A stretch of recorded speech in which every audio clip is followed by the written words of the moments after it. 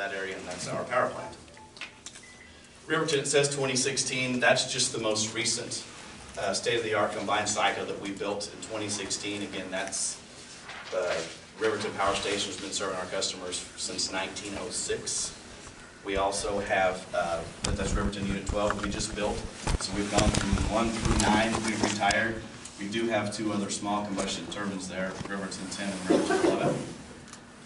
And then we have what we call our state line combined cycle. It's 500 megawatts that we own and operate. West Star Energy has 40% of that, so they have 200 megawatts of that, but we do operate the facility as the primary owner and operator.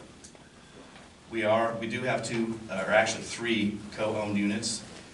Kansas City Power and Light is the primary owner and operator of IA-10 units 1 and 2. It's north of Kansas City. We have 12% interest in that, so about 205, 210 megawatts of coal-fired facility there. You can see Plum Point is in northeast Arkansas. It's in a little town called Osceola, Arkansas, and we have a purchase power agreement for 50 megawatts there, and we have an ownership share of 50 megawatts as well. We do have 2 non-owned generating facilities. Those are 2 wind farms, the Elk River Wind Farm. It's on Highway 400 on your way to Wichita. If you see that on the south side of Highway 400, we purchase all of the energy out of that. We have a 20-year contract with it, which started in 2005. It's 150 megawatts. The Meridian Way Wind Farm is in north central Kansas, and we entered into a 20-year PPA for all the energy out of it. It's in Concordia, Kansas. And it was, again, with a 20-year PPA that started in 2008. I think this is really important because as we look to add Neosho Ridge to our generation portfolio, it's nominally about 300 megawatts.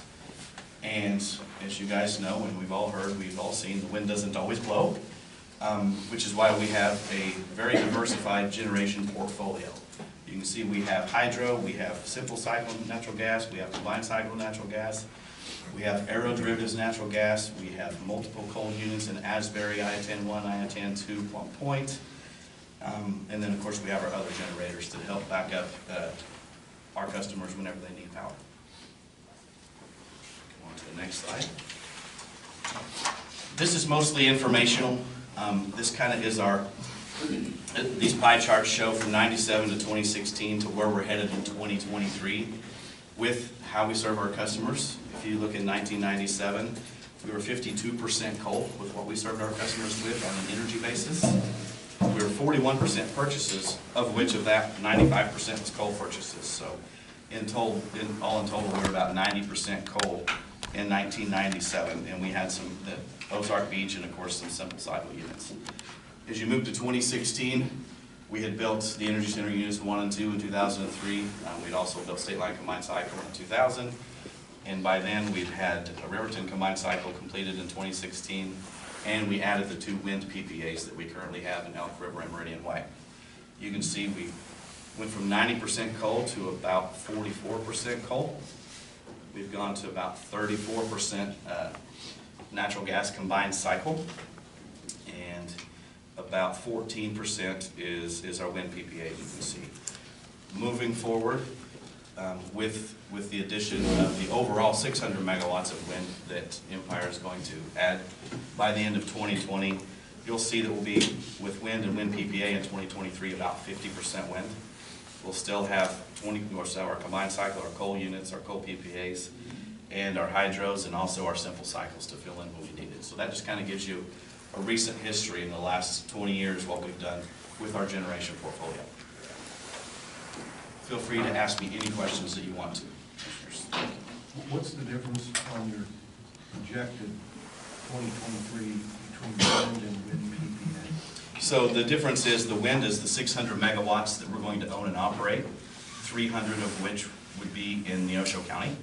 300 megawatts would be in Jasper, Barton, Dade, and Lawrence counties in southwest Missouri. We're developing those at the same time as Apex is developing this site. And then the wind PPA are the Elk River and Meridian Ways that won't expire until 2025 and 2028 respectively. Do you have plans of shutting down some of the coal burning plants like Asbury? So we are currently in an integrated resource plan. We filed that with the Missouri Commission in April of 2019. 2019. We had made a customer savings plan filing in October 31st of 17 that gave the commission a plan to retire Asbury and replace it with 600 megawatts of wind.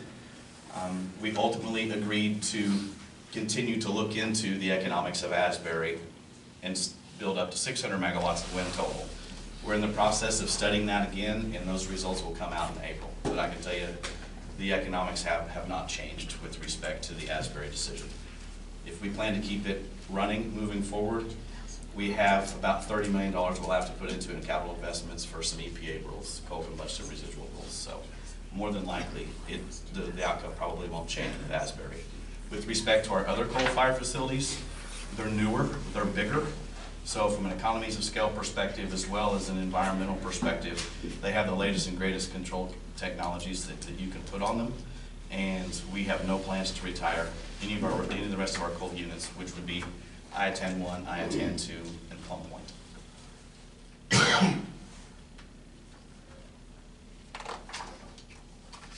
Moving on, so this is what the plan is. We call it our customer savings plan. As I mentioned to you earlier, we made our filing with the Missouri Commission in October, over a year ago. They ultimately approved our plan moving forward. We have filed for a CCN, which is for Certificate of Convenience and Necessity.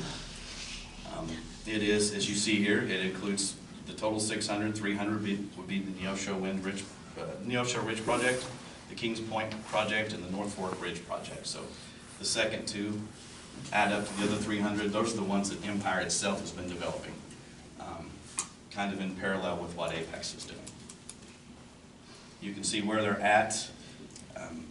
Obviously, you guys know where you're at. You can see on the bottom, Joplin's in the bottom left-hand corner, and North Fork Ridge. Yeah, there's Joplin and the North Fork Ridge, so it's not too far east of here, just east of Asbury would be the North Fork Ridge project. And the Kings Point project would be just north of La Russell, Missouri, off of I-44, if you're familiar with that area.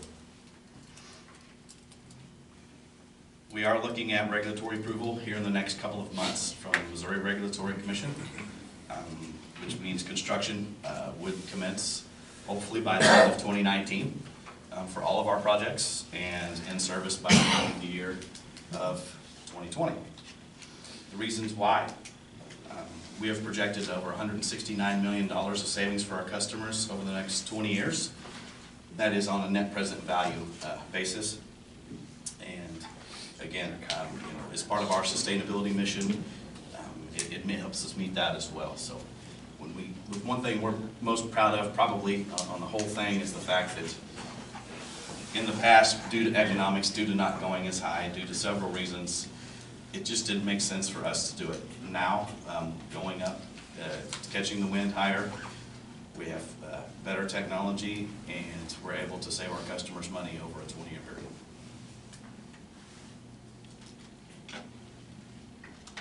Any questions on our customer savings plan?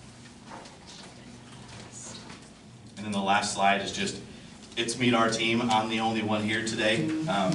Blake Mertens is my vice president. Some folks might have seen him in Joplin last week. He led the discussion at our public forum.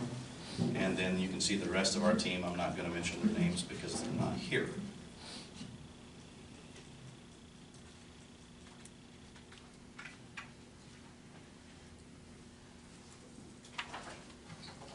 Any questions about Liberty Empire? We've been around 100 years. We're going to be around another 100 years. I'm really excited about the project and the savings that we projected that it'll save our customers. The wind project that you're working on down, I guess it would be east of Asbury, is it 800 megawatts or has it been lower? No, so yeah, the original customer savings plan filing said we're going to build up to 800 megawatts. We're going to go out for an RFP, request for proposals. Folks can come in and they can bid on the 2 sites that we're developing, which ended up, we're going to end up building those, or they can bid their own project. So that's when Apex, along with 20 other locations, bid into our RFP. And as we fully vetted the process out, went through our evaluation matrix, we ended up deciding that it was best to build 600 megawatts total, of which Apex was 300 of it, and then 300 of it were our 2 sites. Those 2 sites will be 150 apiece.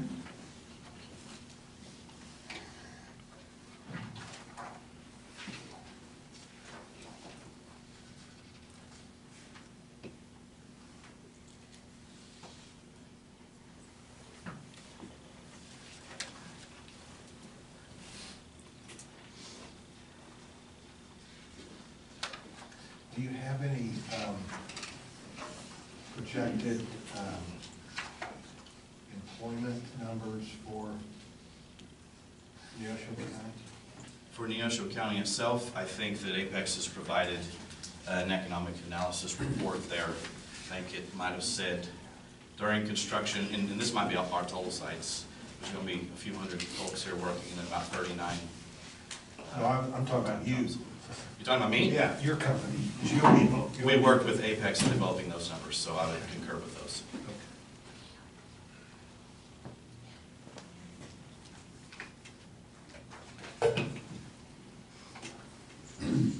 So is that a guarantee?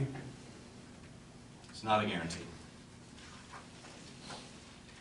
If- But I can also tell you, I don't know how many restaurants may or may not open, or they may need to add 1 staff or 2. I know we're gonna need people to operate the plants. I can guarantee you that. I can't speak for local, the local community and local business owners and who they're gonna hire. But I can tell you, we definitely need folks to run and operate the plants. As you might imagine, that 39 included both. If the commissioner or members of the public have questions for you, how can they contact you? I'll leave you a business card. Let's see your information on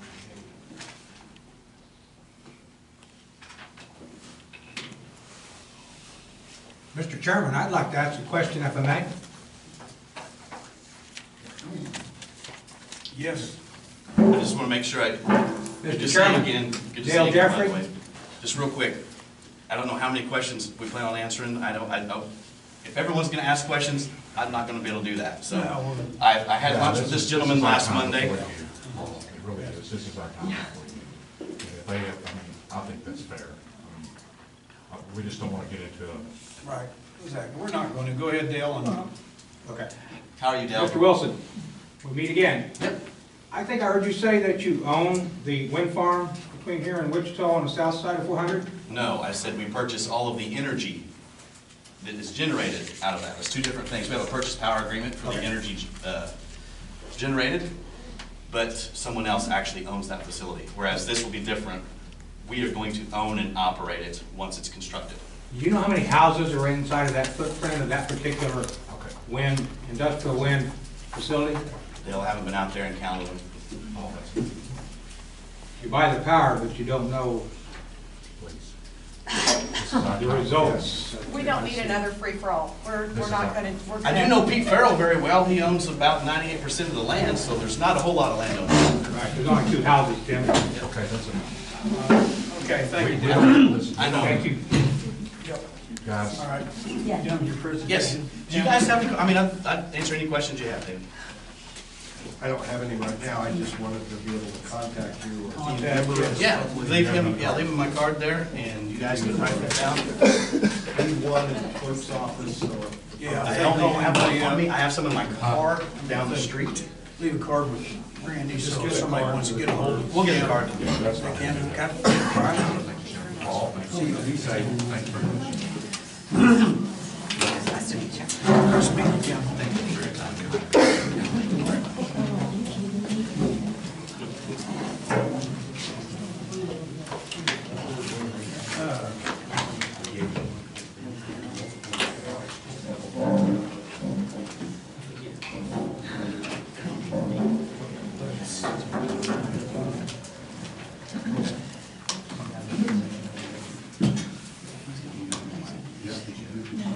I'm gonna leave it in this third one. I don't need it. Chris? Yes, sir. Would you mind going a little early? I mean, it's just about 5 minutes before 7. Yeah, he's here. This is Jerry Casey. Nice to meet you, sir. Nice to meet you, sir. Thanks, sir.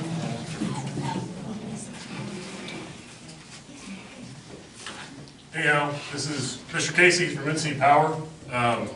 They're a solar company. Come down here maybe 3 weeks ago, trying to get meetings set up. Had a lot of complications with schedules. Glad to have him here tonight.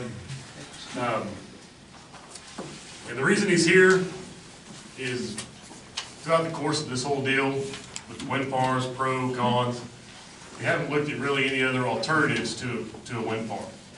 So I've contacted his company. If you look hard enough, you're gonna find a bad review for anybody. Most things I've found with this company was very good. Every question I've asked, he's gotten back with me in a timely manner. If he didn't know, he didn't try to lie to me and say, whatever, I don't know, I'm gonna get back with you. So that's why he's here. I trust him, I trust his company. I like to see what he has to say. Cool, thank you, Chris. Appreciate it. Thank you so much for your time. Like Tim, actually I've known Tim for a while too, and I liked a lot of his comments too.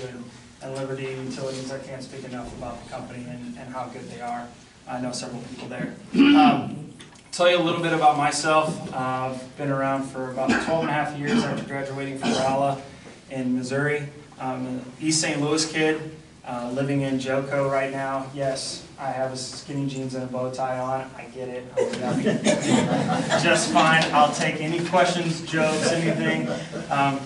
Just so you know, my wife makes all my bow ties, so they all are handcrafted. So if I didn't wear one, honestly, she would kill me.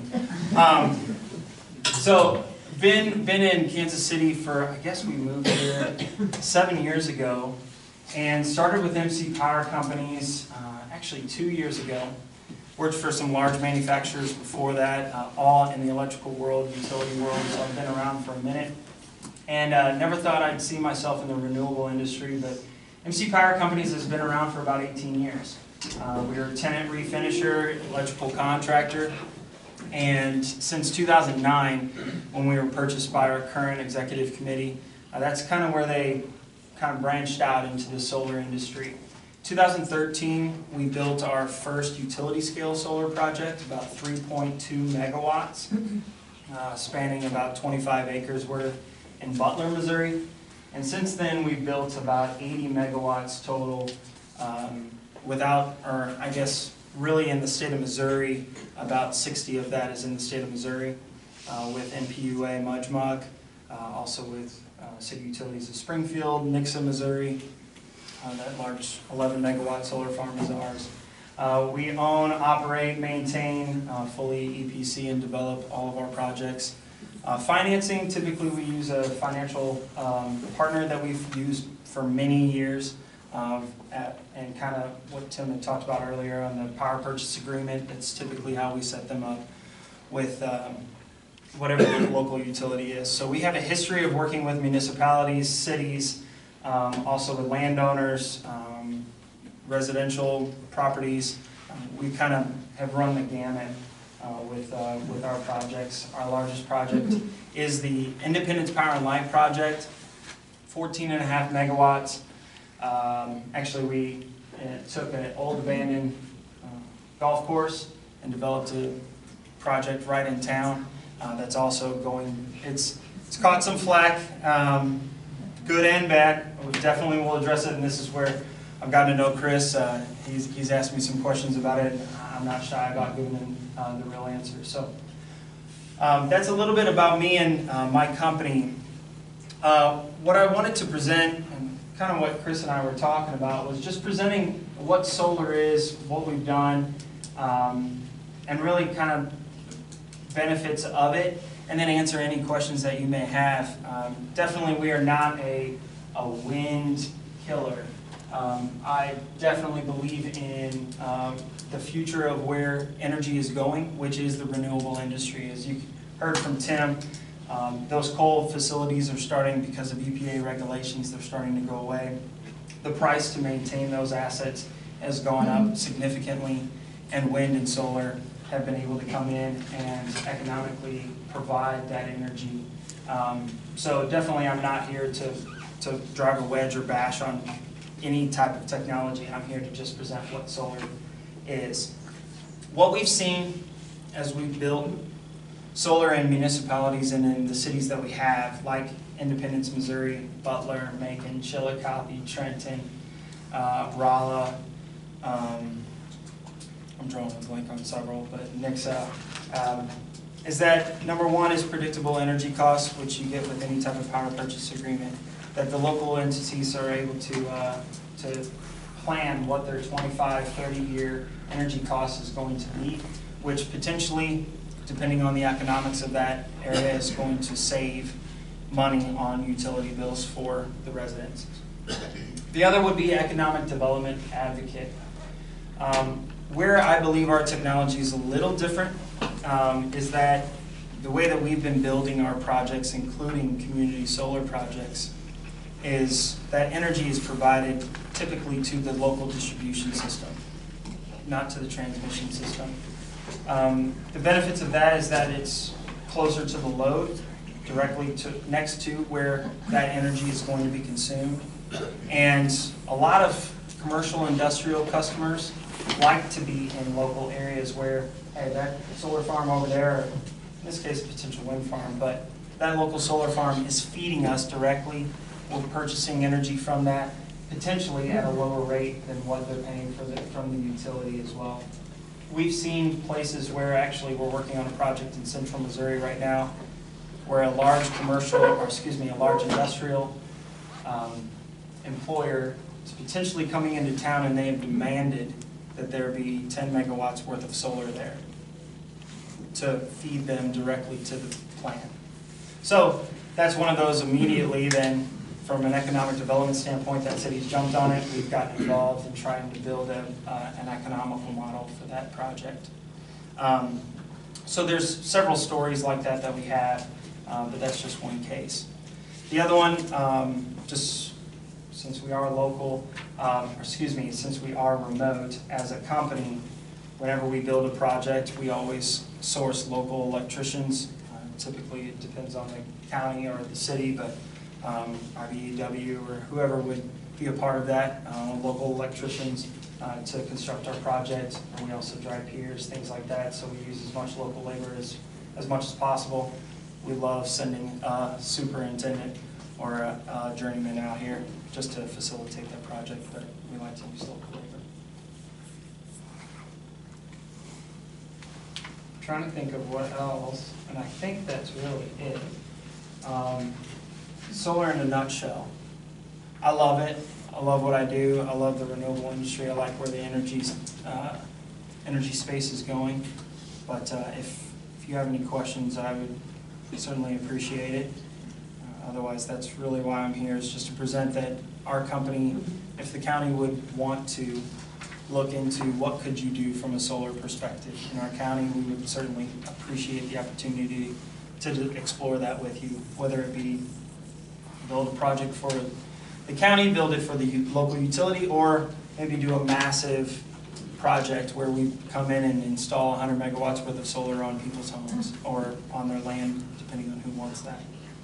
The solar facility that you put into in the old golf course, Yes, ma'am. 25 acres, is that what you said? It was 25 acres? That one was a little bit bigger. That was actually 40 Oh, acres. 40 acres. Yes, ma'am. What kind of, you say you got a little bit of flack from that? What were some of Yeah. the concerns from citizens? Absolutely. So the you have to understand, 90-acre golf course, abandoned for 6 years. Very high weeds everywhere. The city had plans for that particular project.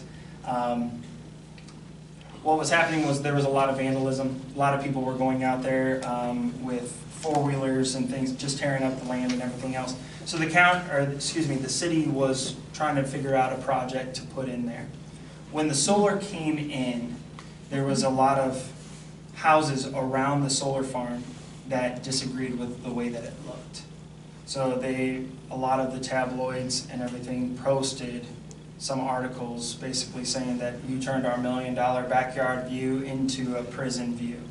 So there was a lot of negative press on that. We actually reached out many times to that press release and to those people to give basically why it's benefiting the community with no avail. So that's where I will take it head on and address the fact that, yes, there was negative press. In my opinion, it's unwarranted. It wasn't objective in looking at both sides. Absolutely. But your energy, excuse me, being produced would stay local? Yes, sir. Have you talked with the city of Chanute at all?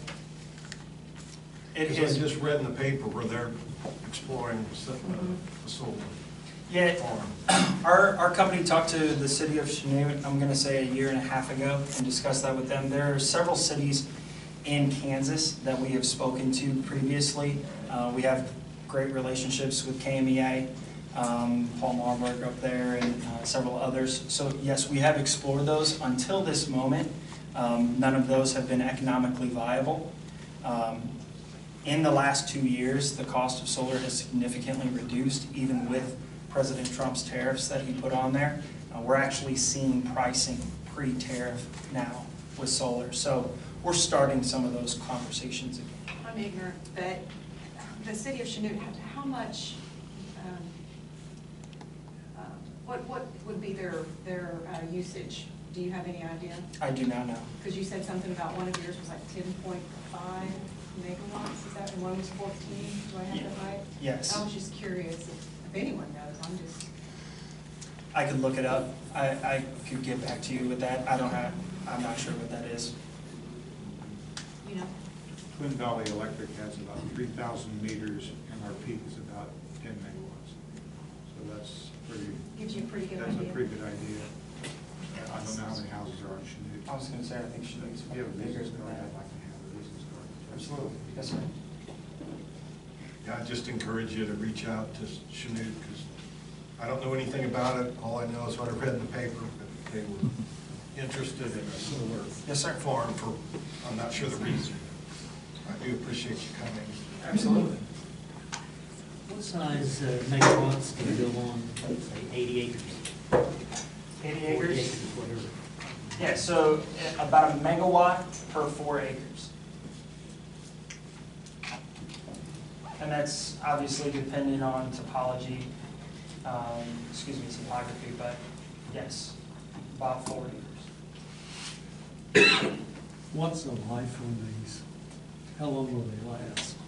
So the solar panels themselves, which is typically how a solar farm is rated as far as lifespan, is 30 years. And at the end of 30 years, it will be producing 80% or more of its nameplate value. So leave it out there for 50 and do the linear curve to figure out where it'd be in 50 years. Yeah.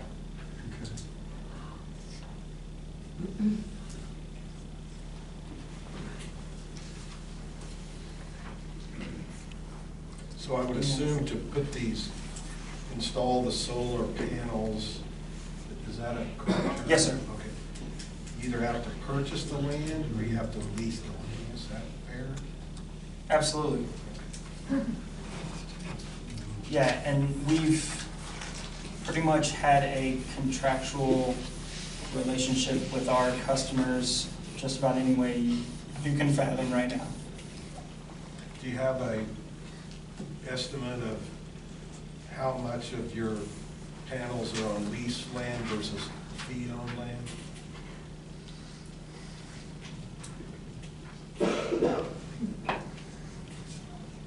I do not know, but I would venture to say that 80% of it is owned by the owner-operator, which would typically be the financial institution that's going to own that for the life of the system. We are the maintenance, we have a maintenance agreement with that entity to maintain the solar farm for its life.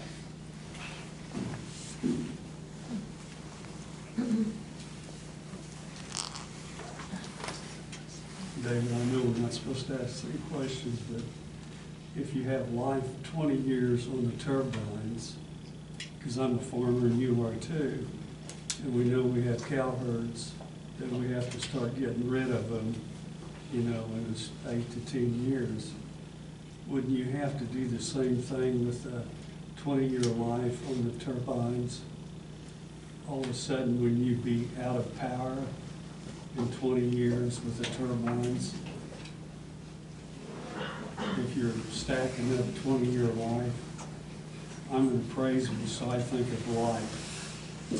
So we're looking down the road 20 years, and all of a sudden, like cows, they get old, and all of a sudden, we don't have any cows left on the farm.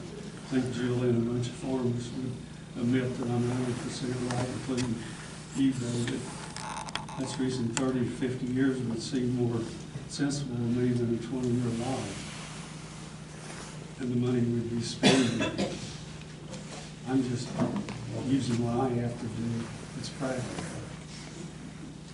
No one asked, that's the reason I'm asking. And I know coal-fired plants last a lot longer and other types of plants. So something we need to think about, or we need to think about.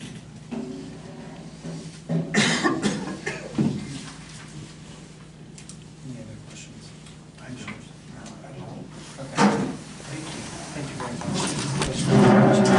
Yes, sir. Thank you. Yes, ma'am. Thank you. There's one. I got one. Thanks, Chris. Yep, thank you.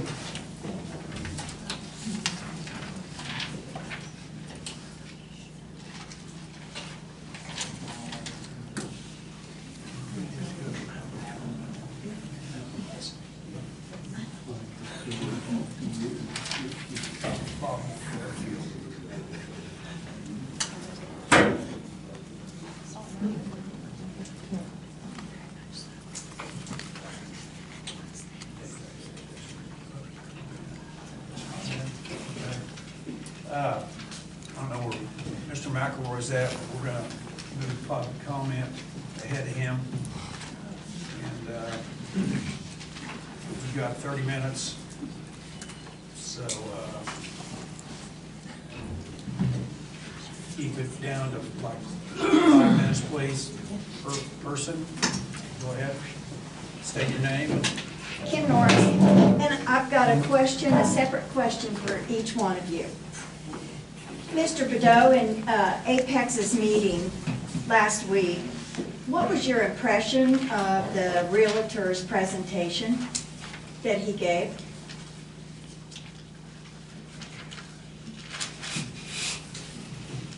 I thought parts of it were good. I thought parts of it were not so good. Okay. Would you agree if, and is Mr. Wilson here, you're a mathematician, correct? That if you have a basic formula, shouldn't the formula be correct in order to get a correct answer? Would everybody not agree with that basic principle of math? Mr. Beddoe? Do what? I understand math. Okay, and would you not agree that on a basic formula of math, that if you start off with an incorrect number here, that your answer is going to be incorrect?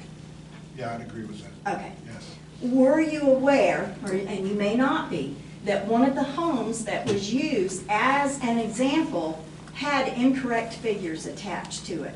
And the person that owns that home is in this room tonight, if you want to verify it.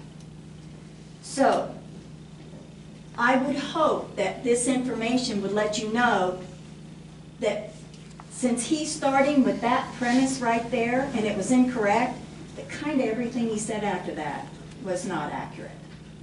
Just something, food for thought for everybody, okay? Now, Jennifer, what was your take on the professors of economics on her presentation? On Thursday night last week? Uh-huh, yeah. I thought it was very informative. I think she did a good job discussing what the pros and some of the cons of what would happen to our economy if the wind turbines did come in. Okay. So, does it not make you question everything, considering that she admitted that all the data that she was given for her formulas was data that was given to her by Apex. She did not do any studies herself. I thought that Dr. Loomis did a lot of those studies. And the information came from Apex, her and Dr. Loomis. And she was a co-author. He did most of it, Right. but she was a co-author. But I wasn't disturbed by it because you have to look at every little piece of information you can, whether you agree with it or disagree with it. You have to have an open mind and listen to everyone. Oh, So, and I agree, but if it's all one-sided, the outcome's all going to be one-sided, I would think. but that goes both ways. I mean, you know, you could say, if you're pro wind turbine, you're probably going to be a little bit one-sided. If you're against wind turbines, you're probably going to be a little one-sided as well. And that's what I think everybody kind of needs to realize. We're not against wind turbines, but against the wind farm. Some of the information that has been put out there, the tactics that have been used, that's what we have a lot of And I trouble do with. believe you have to look at everything with a kind of a grain of salt. I mean, you have to do your own research as well and not just listen to what everyone says. Great. Glad you said that. And getting back to your appraiser question, I'm with Commissioner Bedell. There were some good parts, but there's some parts that I did not Okay. like. Now, Liberty had said that they're going to save, this is for you, Paul. Liberty had said that they're going to save their customers $169 million over 20 years. Where are their customers? Is it us? Is it Kansans? Is it all us in southeast Kansas? It's not gonna be local. So what Go do? to Kansas City or wherever, I mean, Okay, it could go to California. right, okay. So does that impact us? Yes, yes. Okay. I'd rather stay here. Right, okay, that's all I have. Okay. Thank you. Anyone else? Yeah, Mr. Cooper? I'm Brian Cooper. A few weeks ago, I presented an engineering analysis done in Denmark to justify 2,000-foot property line, 4,000-foot household setbacks. Here's another I'll give to you in a second, done by the School of Aerospace Engineering at Georgia Institute of Technology. Although the math gets a little cumbersome, it's about 25 pages. The conclusions and graphs show that when considering the proposed much larger blade span, the downward drift portrayed in the graphs, and the increased height, detached parts from a turbine will travel well beyond the apex recommended setbacks. I emailed the author, Jonathan Rogers, hoping to get him to calculate projected throw distances for this exact turbine. He referred me to a company called Promesia, which is a Georgia Tech company that does setback evaluations for the wind industry. Promesia declined to help me since they had just received a request from Apex for that exact information. I'll give you the emails if you like. And that the commission would get those eventually from Apex. I think you'll get that about the same time as you get the GQ late February report. A recent newspaper ad suggested that Apex had an ice throw study suggesting that the chance of being hit by ice is about 1 in 62,000. As that study is 13 years old, ice accumulation is a phenomenon based on unique local weather conditions, and 607-foot turbines with 60-meter blades were not in operation anywhere in the world at that time. Those results are a little bit suspect. But let's go with that number just for demonstration purposes. This isn't one turbine with one person. This is several hundred people potentially living within the ice throw distance of a very large turbine. If that number was, say, 625 people, and it's close to that, the chance is 1 in 100 of some resident being struck by ice in any given year. By comparison, the study done by the Weather Channel in 1986 would indicate that an area of the size of this industrial footprint would see a tornado about once in 1,000 years, on average. And yet, we all have tornado shelters or evacuation plans. The size and risk of being struck by flying ice or turbine debris is relatively small for any one individual on any given day. But that's not really the point, however. A person might run through every intersection every day for a lifetime and never hit anybody. But the chance isn't zero, so you have the authority to place stop signs, speed limit signs, and other traffic controls to protect all of us. Other controlling resolutions on the county books are prefaced by the fact that you have that responsibility. Policing authority is yours, except when specifically taken by the state or federal government. And every Neosho County resident expects you to protect this when you easily can, just as you would advocate for safety in your own home. I've got a couple other things I want to mention. A gentleman was here from Empire. The guy named Brent Martins that was at the public service hearing in Joplin last week. After said he'd stay around for questions. So after it was over, he was asked a lot of questions. We were there for another hour probably. Somebody from Missouri asked him what turbines they were going to use in that project and here, and he said that was the best of 2.2. And so I asked him, when did you make that decision? He said, well, quite a while back. We've had money down on it for a long time. Now, I don't know how many times you've asked, but at least 2 weeks ago and last Thursday, you were still told that nobody knew what turbines you were going to use. The safety data information is available, but got in your hand. It's time to ask for it again. I'd like to see it. I'd like to see the sound information. I've got a sound engineer that will do some studies, but he's got to have the information, and you're not getting it because they don't want to give it to you. Mr. Martins also said directly that the command and control center for all three of these turbine farms should very likely be at the Asbury plant. That's where the employees are going to be, 45 minutes from here. So, there aren't 8 local employees, there aren't 39 indirect employees. There are 0 employees locally. That's what there's going to be, or very likely. It's time. You get another half-page, not quite inaccurate, but not really accurate ad in the paper every day. You want to see more studies? There's 100 of them out there that says that, Fire Rescue One is a website that deals for firefighters. And you go on the website and they'll talk about having evacuated the distance that wasn't far enough. They threw burning turbine blades 4,200 feet. Those people don't have a dog in this fight. That information's out there. 4,000 feet is what we need. 4,000 feet won't even catch all the parts, but it'll get to most of them. Thank you. I'm Leroy Burke. You've heard me say this, I'm a certified general appraiser. I was also at the meeting the other night, listening to Joey, and I'd like to have his written report. I'm sorry, could you say that? I'd like to have his written report. I'm sorry, I was looking at that. His written report that he Who are you talking about? I missed the whole thing. Oh, you didn't show up? No, just now. No, I'm sorry, I missed what you said.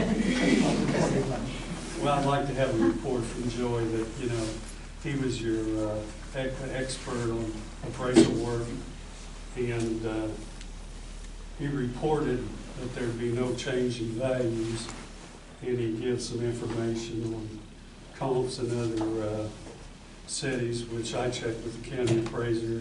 He missed one of them by $100,000.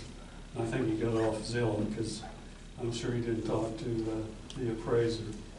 But anyway, under USPAP, as a certified general appraiser, as certification, not only do we have to report, we have to have a writing. And he didn't, I'd like to see the writing that they wrote because the reporting wasn't accurate. And we can't do anything like that, impose values or something like that that's inaccurate. And when he said there would be no change in Neosho County on values, he didn't report anything that would hold that up in water and in court. And when I do something, I have to use comps, comparables, and everything else, and then I have to put it in writing. So I'd like to see the written report that he gave, or wrote up after he reported. So the public's not confused, because I was sure confused when he reported. because he made some pretty bold statements there that I'm sure he couldn't back up, because I checked, you know, some of the comparables, and like I said, I got over with the appraisers in particular counties, and they were inaccurate. Thank you. Mr. Chairman, if I could, Yes, sir. first thing I'd like to do is apologize to Chairman, or to Commissioner Orr, if I appeared to be combative a while ago. That was not my intention whatsoever. I can tell you that I also attended the PSC meeting in Joplin, Missouri, and since then, and there was conversation about the Jasper County over there, and the other three counties where Kings Fork and North Fork are going to be built over there. And if you noticed in the Joplin paper recently, and on Facebook and a few other media sites, Jasper County is up in arms. They might as well be called the Jasper County Concerned Citizens, as we're called Neosho County Concerned Citizens. They have a real problem with the wind farms going in over there as well. And again, I apologize if I appear to be combative. Nobody accused me of that last week at Joplin. I'm sorry. My son was there. Pardon me, ma'am? My son was there. He watches everything. Ron, they had an ad in the Snoop paper here. Hey, Dale, you said Jasper County, they were up in arms? Yes. We'll let you know, we've already signed our road use and maintenance agreement with Jasper County. We've already signed our setbacks and agreements, our project implementation plan. All of our agreements are signed with Jasper County, so I'm not sure what you're talking about. Well, I'm kind of thinking Commissioner Orr didn't want to be combative, so I'm not going to respond to that. I believe it was the people like us, the non-participants that are up in arms, not the county commission, just the non-participants that were upset and up in arms. Understood. They represent the people. Go ahead, Ron. There was an ad, or an article in Snoop Tribune last week. Kansas has got the most expensive electric around. So what better way to get cheaper electric? Knock off that fuel cost right off the top, the coal, the natural gas. Wind is free, it's renewable.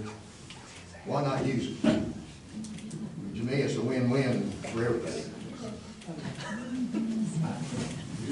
It's not going Jake? I'm Dale Bryant, and I'm a lifelong resident of Neosho County, along with my folks, my grandpa, and I just think, I hope the commissioners can get their departments, whatever it is, worked out. I think this is a great chance for the school district, main thing. We all gain by schools, and I like small schools, and I'd like to see some help that they can get and go on. So keep working, let's work with this thing and get it on the road. Thank you. Thanks, Jake. Anyone else?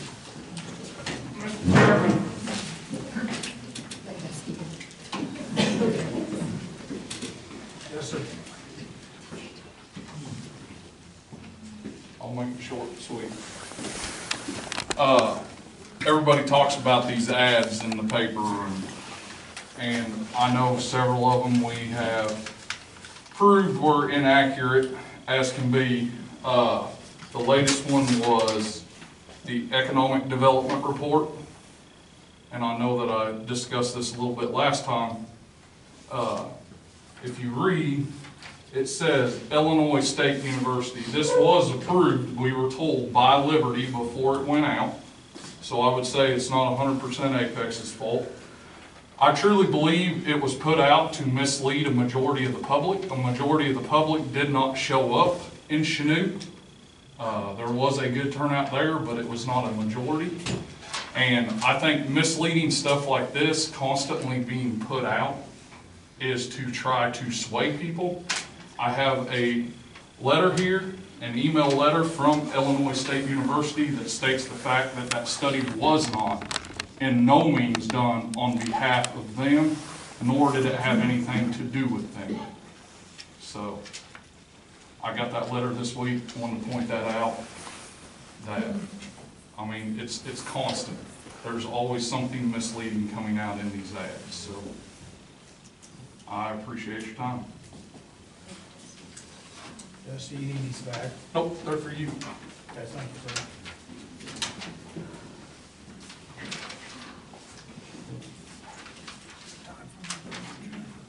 Anyone else? We got time for a couple more. I'm Cheryl Berg. Sorry, Chris. Ladies first. Thank you. I'm Cheryl Berg, and I'd like to report on last weekend, Sunday, January the 26th, 27th, newspaper was reported Galesburg agrees to yearly payment.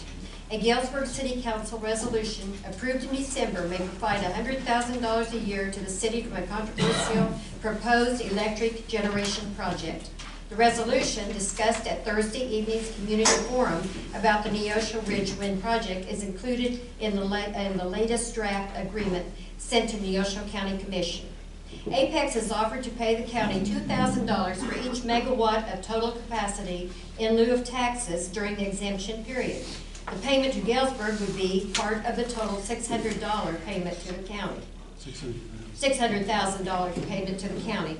The funding allocation was part of the resolution the Galesburg City Council approved in December. The resolution supported Neosho Ridge project contingent on the funding and on Apex working with Wynexus. Apex Development Manager Jane Shealy said the resolution was not an agreement that Apex drafted or sent to the council. It was included in the most recent draft of the payment sent to the County Commission for consideration. Shealy said the proposal is for Galesburg to receive the greater of $100,000 or 30% of the payment to the county. Apex Economic Impact Report for Neosho Ridge Project said the pilot revenue goes directly to the county during the first 10 years. The county has total control over that money, and it will determine how those funds are dispersed to other taxing entities during that time.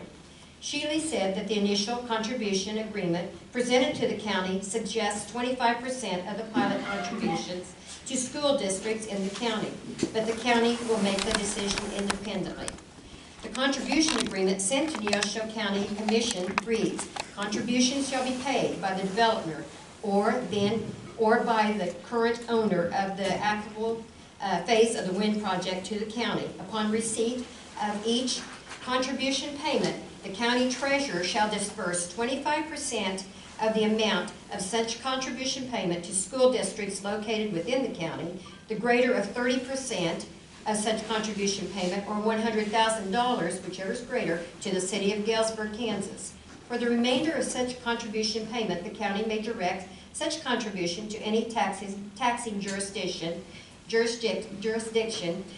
general county fund, or specific fund or funds as directed by the county.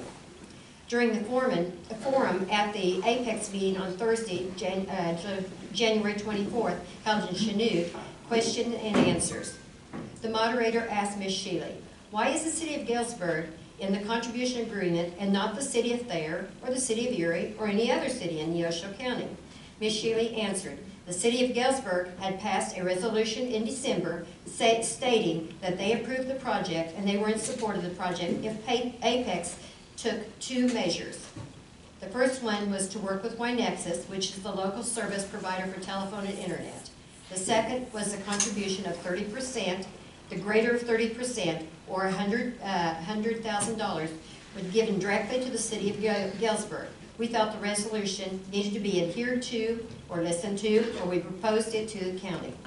My question, did Apex approach the mayor of Galesburg, the city of Galesburg, and or the city council and inquire as to what it would take for the city of Galesburg to support Apex and their Neosho Ridge project, or since, as stated, the resolution of the city of Galesburg supported Neosho Ridge project contingent on the funding and on Apex working with Wynexus? Question, did the mayor of the city of Galesburg and or the city council approach Apex and require the funding, the greater of that 30% of the contribution payment, or the $100,000 to the city of Galesburg, and on Apex working with Wynexus in exchange for support of the project? In other words, the city of Galesburg would not support the Neosho Ridge project without this guarantee.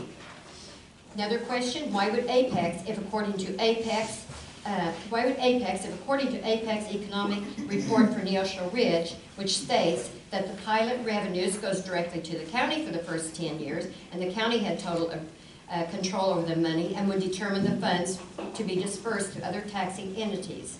Why does Apex endorse Galesburg City Resolution, which was signed and passed by Galesburg Mayor, Galesburg City Council? Can I keep going? 2 minutes. Why would Apex include this resolution as part of the contribution agreement for the Neosho County Commission to approve and sign? P.S. As a side note, Apex should be responsible for any adversities that come to Wynexus as a result of their infringement or casualties to the Wynexus equipment and the Wynexus customers. Bribery should not be part of the equation. To those who've leased their properties, Apex has zoned your properties and have infringed zoning on non-participant properties as well. If allowed to implement this wind farm project with 139 plus turbines, 607 plus feet in stature, noise, flicker, astronomical road destruction, unreasonable setbacks, Apex has in fact zoned the entire Neosho County. Apex is not mentioning or acknowledging the 1,000-foot setbacks that Neosho County Commissioners said were not acceptable. Apex is ignoring the non-acceptable 1,000-foot setbacks. Again, in the Apex release of their impact report, it said, Ms. Shealy said that Apex, who has agreed to the setback of 1,640 feet from the center of non-participating homes, she said that as soon as the Neosho County Commission agrees with the setback distance, the final plans of the project can be completed and filings with the Federal Aviation Administration updated. No one agreed to 1,640 feet setbacks from the center of non-participating homes. Setbacks should be footage from the property line, not from the center of homes, and to be fair and equitable, setbacks should be consistent footage for all, and that would be equal. Thank you very much. Chris? Chris Ellis, I'd like to thank Empire Liberty for coming down tonight. They did a great presentation. This company is looking out for their customers.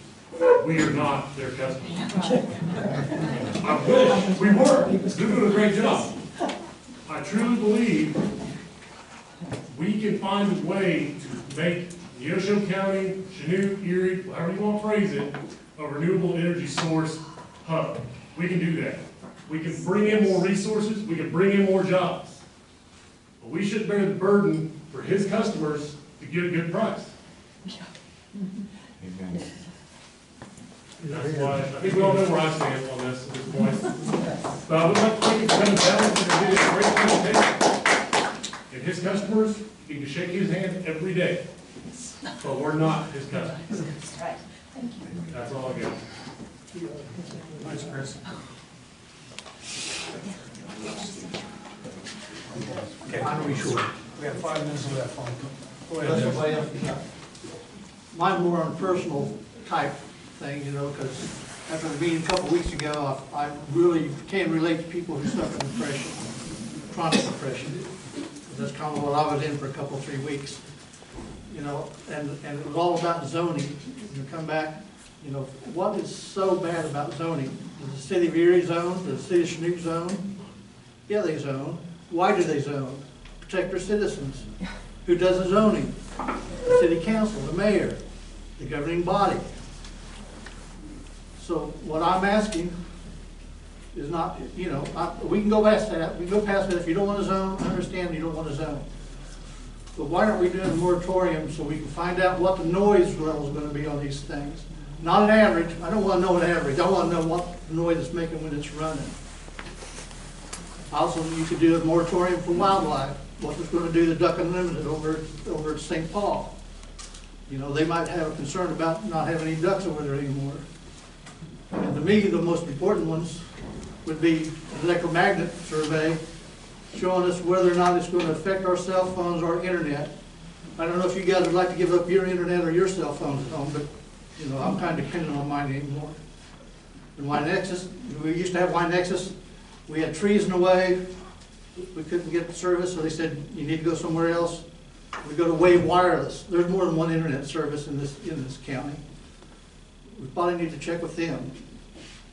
And if you don't want to do any of that, if you're still convinced that this is the best thing for the county, I really think you should write a letter to all the patrons that's in this footprint, plus 2 miles adjacent, and you should tell them that you're backing this program for the wind turbines, and you should tell them what the property values are going to do. I'm still talking to people that have no idea that their home value, not property value, because if you got property that's got turbines on it, that value is going to stay up. But your home value, what we're losing, what you're taking from us, anywhere from 15 to 50%, or if you're close enough, 100%, you're not going to sell your home. Why? Or you need to let those people know that this project is important enough for you guys that you're willing to take that kind of investment away from us. And one comment on road use. I kind of thought when Jade at Apex said, you know, well, you can kill this with just not passing the road use thing. Why would Apex tell us that? Because they got a way around it already.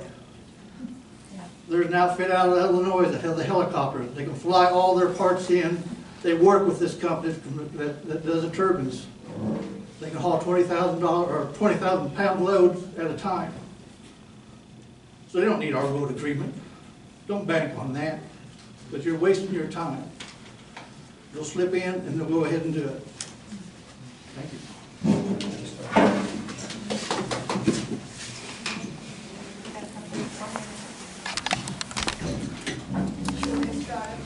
Yes. I wanted to basically say that my home was one of those that was on the comparative values used in the appraisal report at last week's meeting in Chanute for the quote-unquote forum. My home value was incorrect. My purchase price, the sales date, and the square footage. It was obvious it was taken off of Zillow. And after the meeting, I went up to the gentleman and voiced my concern, and he admitted, yes, he took it off of Zillow. Then he had the nerve to ask me, by the way, what was the sales price of your house? I told him he needed to come up to the courthouse and do his own research. I was not going to help him. In addition, he used home values of our sales here in Neosho County within the last few years to show, quote unquote, that there's not going to be any decline in value. Also the same thing for residences or properties sold in the Allen County area where those turbines are going up. In addition, he tried to compare residential with farmland, which are two different things. In addition, he had no survey by realtors, either here in the area to even get a feel of how people were reacting to the talk of turbines, whether they were pushing them away, whether people were refusing to buy, or if people were asking a lower price. Not only if they won't even look in the footprint, but whether or not they're being driven away from Neosho County, period. Now, my home may have been, valuable information sometime in the future. But right now, to use my home and anybody else's home that have been purchased within the last few years to try to prove that there is no loss in value is absolutely mind-boggling and ridiculous. Okay, that ends the public comments.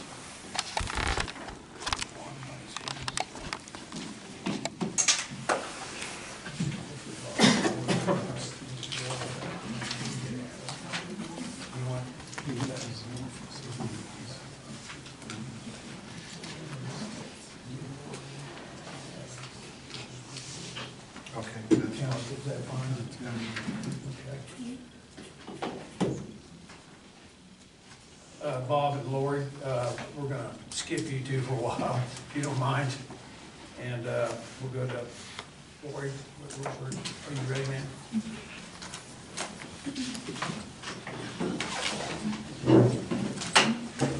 Is Adam here?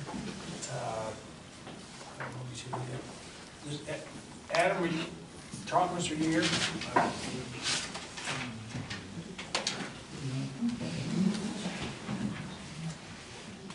Go ahead, Laura.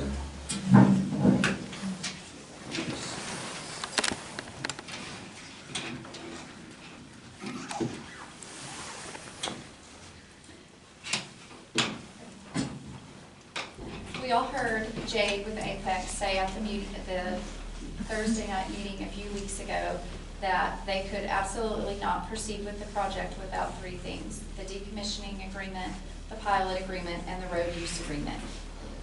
However, we know that none of those things are legally required in order for them to proceed. Therefore, we must ask ourselves why Apex keeps asking you to press the brakes on taking any action. Is it because they want to get all of their ducks in a row so that they can start construction right away? Every time you have come close to action, there's always a carrot Apex dangles out there to get you to press the brakes. The missing map, the mysterious maps that we can never see, or the trumped up economic report. We had to wait on that. That was juicy. And my favorite, this property value report that, as you can see, has everyone in the room enraged, and I think even Apex would agree, was laughable as presented the other night. I have been present at 2 meetings where the 3 of you have stated unanimously that a 1,000-foot setback from a non-participant's property line is not sufficient. And at both of those same meetings, Apex has also been present and has stated they cannot do more than 1,000 feet from a non-participant. Yet at this point, we as a county have nothing in place that would prevent Apex from dropping 600 feet turbines 1,000 feet from non-participating property lines tomorrow. Nothing. Your time to act is now, because the citizens are at risk with inaction. I believe you know that there is a point in time in which any action on your part is too little too late, and there is no reason to think that we are not approaching that time. Rocking along, thinking that this can all be worked out by entering into a series of agreements with Apex is not enough to protect the citizens. The pitfalls of relying on a road use agreement to protect the citizens has already been presented to you. We have previously recommended a resolution establishing setbacks of 2,000 feet from a non-participating property line and 4,000 feet from a participating property line. And we have provided authority to support this as a business regulation. We are again asking you, as the governing body of this county, to act on that resolution. We know the county has broad powers to protect and promote our health, safety, and general welfare. And we know that you can use these powers in this situation without zoning. At a minimum, a moratorium is needed, not to stall and not to lead to comprehensive zoning.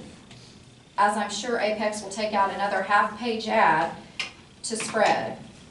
A moratorium is proper because the county needs to take a pause to address the setbacks. A moratorium prevents Apex from starting the project while you contemplate the setbacks. What good will it do to consider and establish a regulation that would have no effect on Apex because they've already started their project? Again, a moratorium does not have to lead to zoning. Do not be fooled by that line or that argument. I remember Mr. Bedeau saying at several meetings back, he did not want to drag this issue out until February. Do you remember that? I remember that. Today's. I think that was actually Commissioner Orr. No. Absolutely. I'll take the blame.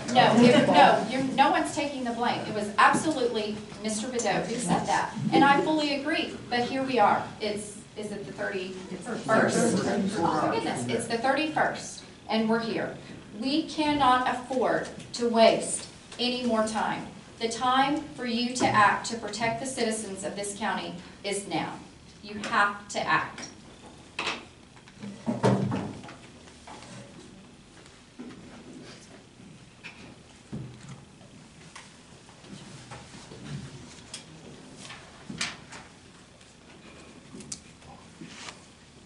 Yes, Foster.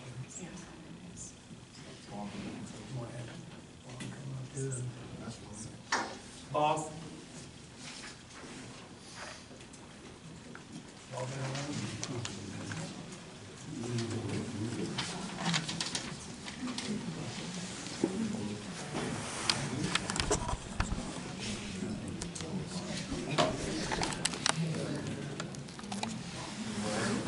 Lori?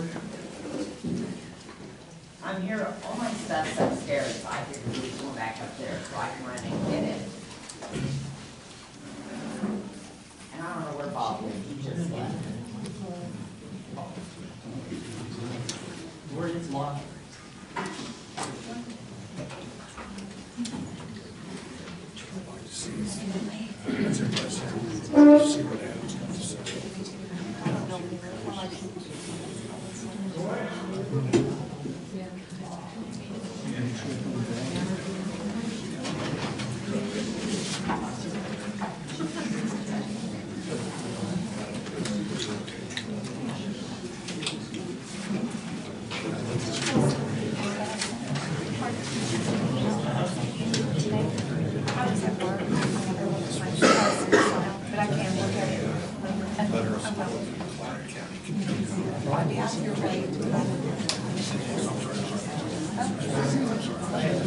That's a copy, but this is. Paul? Yes. Adam? Okay, Adam, come on up.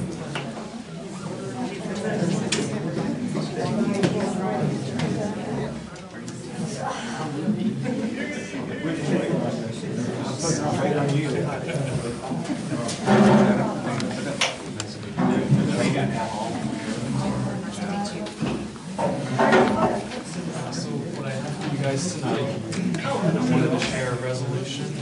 The city of Galesburg had met and passed in December.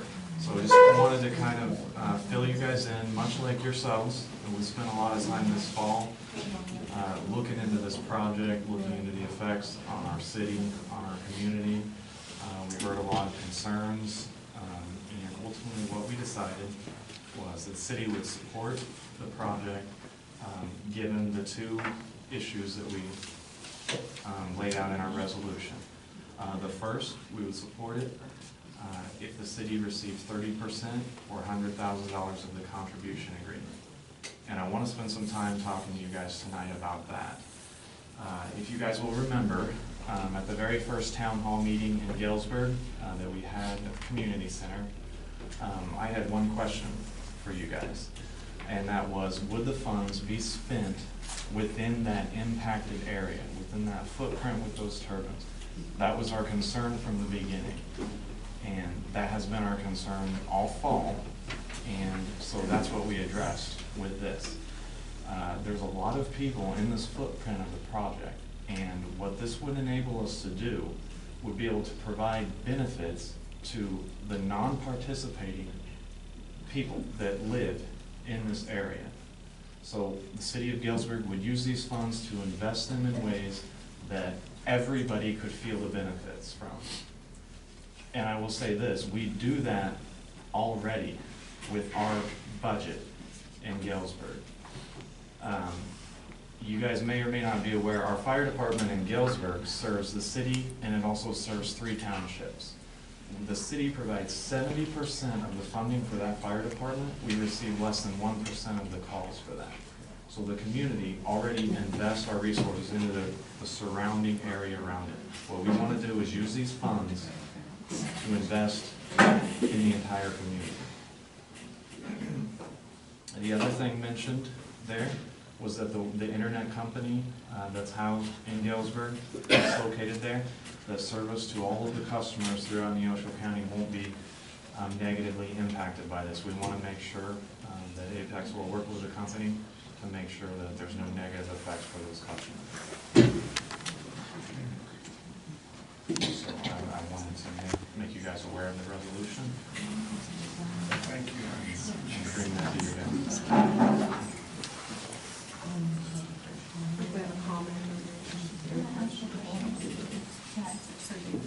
For me? But about him, I mean, Okay. not about him personally. I'm just curious. I understand what he's saying, that they passed a resolution saying they're in support if 1 and 2 are met.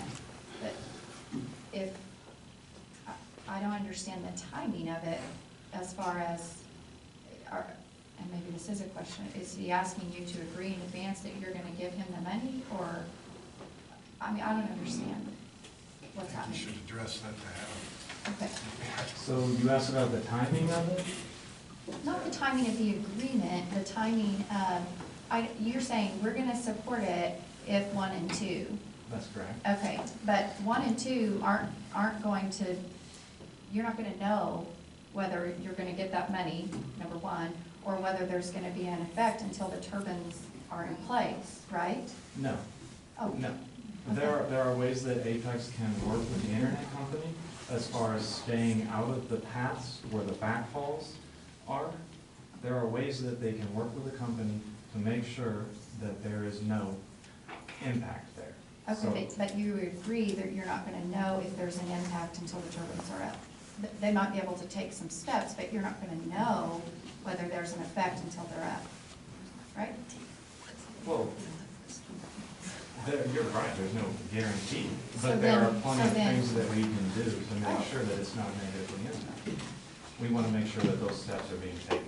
Okay, and so then what about the money? Are you asking the county tonight to commit to give you that much money? We are saying that the city will support it if we receive this much money. But what if the city doesn't support Then it? they won't support it. But what does that mean if the turbines are already up? We want to make sure that these funds that are given are spent in the area that these are coming out. I live in, I don't own any land. I'm like a lot of people that live here. I want to live right in the middle of them. Now, I want to make sure that me and my family and my kids can realize some of the benefits from this project. Okay.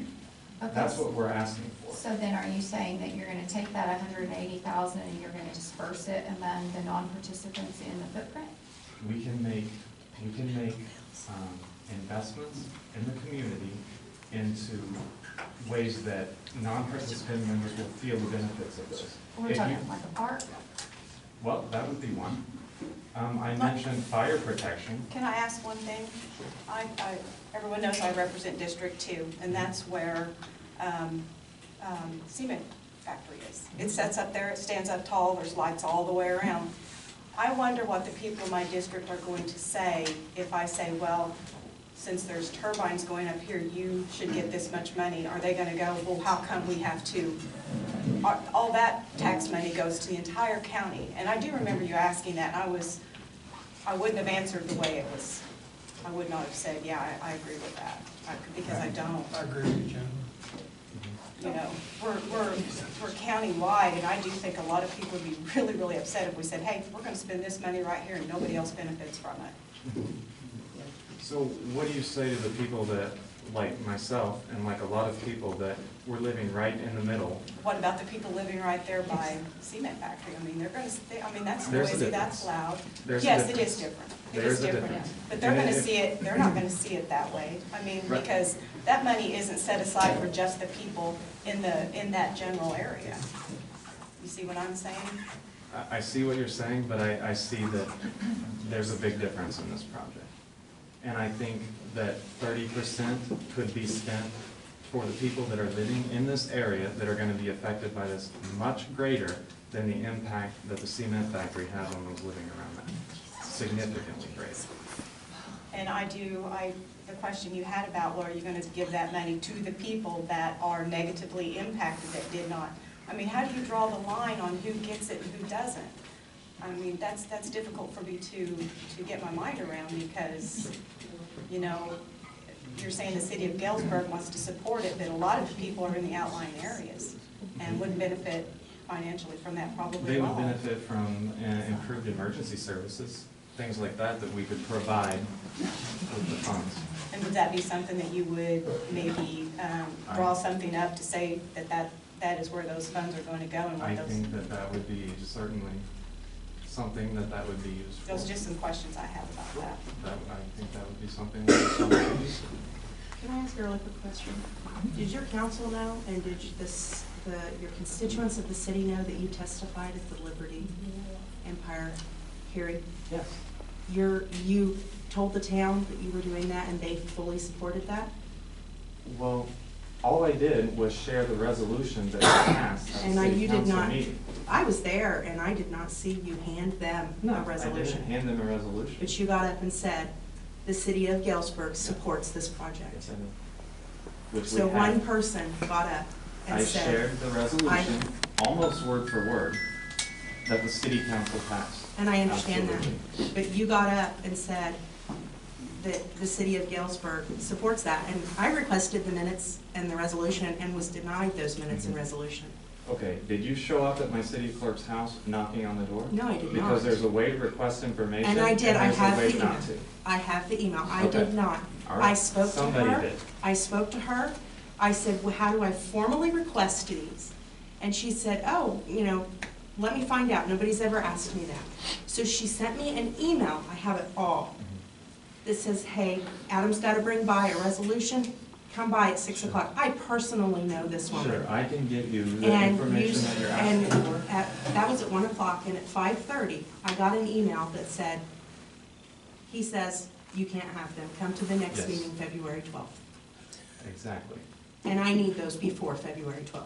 That would be fine. I will get you those information. Can I pick them up tomorrow? Quick. Because several other people have asked, Okay. and you, I can get those. If you Can one of support you guys get this, my phone? and it's such a good deal, why do you feel the need to get additional funding to help the people that are, in your words, going to be negatively impacted? Isn't that kind of a contradiction? The resolution speaks for itself. We support the project if we can have the funds to make investments into our community. And it seems to me you had funding set aside specific, oh, well, never mind, it's okay. Adam, Yeah. one statement and then one question. The statement is, it's really nice of Apex to offer you 30% or 100,000. They're gonna offer fair 30%, that's 60%. They go offer the schools 25%, that's 85%. Mr. Bordeaux, are you gonna be happy with 15% of the pilot? I would There's a think big probably not. difference between, But my question would be, did you know what this project will do to your personal value of your home?